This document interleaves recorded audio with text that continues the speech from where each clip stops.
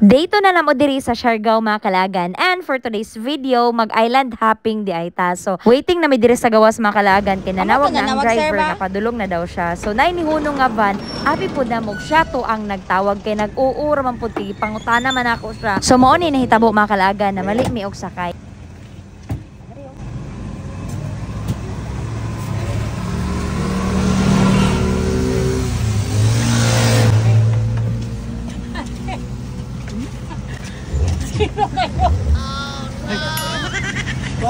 Nangasyak sila mga kalagan, apil pud mi kay gipangutana gid mig sino po kayo.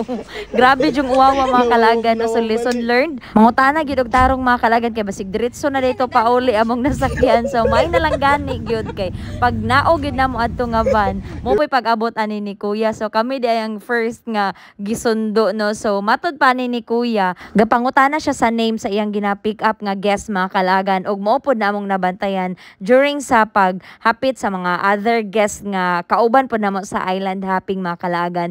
Tuod joiner ra di ay mi ni J Lord sa kaning island hopping nga buhaton karon. So diri ami nagpabook sa Wow Siargao Island and Tours. Pwede ninyo sila i-message sa ilang Facebook page mga kalagan. 1,299 each ang among nabayaran mga kalagan for 4 islands with free lunch na siya mga kalagan. Og mo ni among tour guide si Kuya Waray. So shout out kang Kuya nga very accommodating sa tanang guest niya. So 24 day mi kabuok guest mga kalagan. So as you can see luag pod ang bangka. So mo nang okay ra gyud siya, no. So upat ka island among adtuon karon mga kalagan, that's included sa 1,299 with free lunch and with free drone shots. O so diba sulit na kay siya mga kalagan. So Dako, Guyam, Naked og Secret Sandbar ang among adtuon mga kalagan. So mao ni among first stop ang Guyam Island.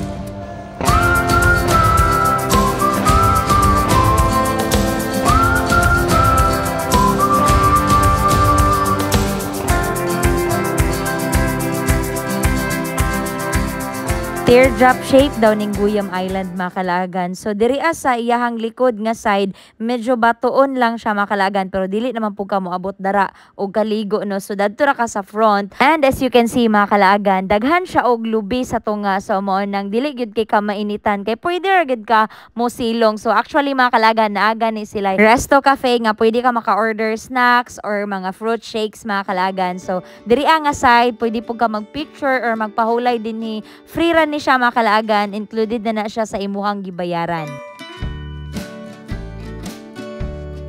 So akong ipakita sa inyo mga kalagan ilahang mini Resto Cafe. So mo ni ang setup diri dinha ka sa kilid magtambay mga kalagan while nagdrinks ka or nag-snacks, and dili ka mainitan mga kalagan kay daghan gyud siya lubi. Isa pod sa among giganahan diri ani J Lord sa Guyam Island mga kalagan, no, kay daghan siya og picture spots, malingaw og masulit gyud ninyo ang place.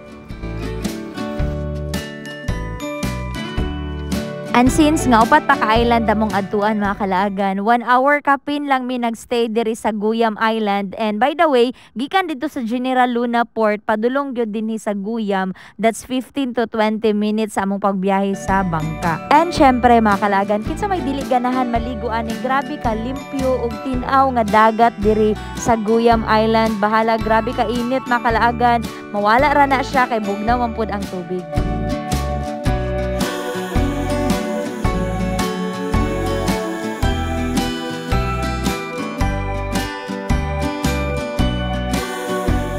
Medyo daghan na pod baya among naadtuan nga island mga kalagan, pero isa gid pod ning Guyam sa among giganahan ni J Lord nga makawaw gid pod ka sa kanindot diri.